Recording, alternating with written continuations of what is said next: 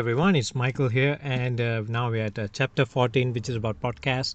And if you're new here, I'm doing a crushing it summary chapter by chapter. So after podcast, and we just have one more chapter, and then we're done. So I've done completed this book, and the next book, not sure what it is, but I'm ready. Can't wait to get started with the next one. So let's finish this. All right. So podcasts are a godsend for two reasons. Number one, podcasts are far less intimidating for people who aren't comfortable on camera. Number two, podcasts sell time. It's a lot easier to listen to a podcast while you check your emails and pay your bills than watch a video. So it's a multitasking tool. All right. So podcast 101. There are really no original creative ways to build a personal brand within the podcast platforms other than producing best content. You will have to promote it through other social media.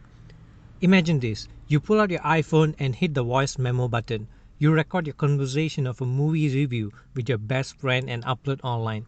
You do share your conversation before and after the movie. You also interview people as they walk out of the film to get their views. You create micro contents out of them, such as memes and quotes. Engage with people on Twitter, and with branding opportunities, your expenses are covered. So let's look at an example of John Lee Dumas, Entrepreneurs on Fire, IG at John Lee Dumas. He wasn't happy working, and he noticed others were feeling the same as well. He had a feeling that he was destined for entrepreneurship. He didn't know how to begin, so he started reading business books, learned the importance of building personal brand. When books are expensive, he jumped on podcasts and became a heavy user. He got an idea for a podcast with a daily show that interviews an entrepreneur and talks about their failures, lessons learned, and more. Did 30 episodes a month, improved his skills with every new episodes daily. He compounded. He worked through his doubts and fears. Discipline was his strength. He launched his podcast, Entrepreneurs on Fire, in September 2012.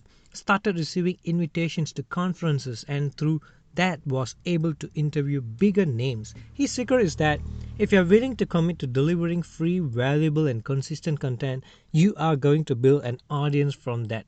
Listen and provide the solution to monetize. Each month, he publishes what the business earns, analyzes companies' successes and mistakes so others can emulate. His advice, based on reading Crush It every year, is always keep your eyes on the horizon to jump on what's next. Beautiful, isn't it? Right. So, three main ideas that I got from this chapter is that podcast is perfect for camera shy creators. Number two, promote podcast in other platforms. That's the only way to get discovered. Number three, deliver quality content. That way it will be shared more. So, I would like to encourage you to take action, because action is the only way you can experience the knowledge, the power of the knowledge. So, number one, I want you to listen to podcasts. Just try to listen. Maybe you're not an auditory person. It might not be suitable for you, but you can get some ideas.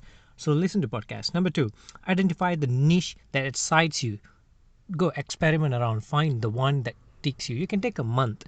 Go listen to as many podcasts as you can. You might find the one that ticks you. Number three, form a plan on how you can be unique in that space. So after you have discovered something, find how you can fill that void, how you can fill that niche. All right. So wish you all the best, and thanks a lot. Please do subscribe, do follow me, and do give me some suggestions on what the next book can be that I can read. And I want to focus more on business and investment books. So do recommend some awesome books. All right. So do subscribe, guys. All right. Thanks a lot. Thank you so much.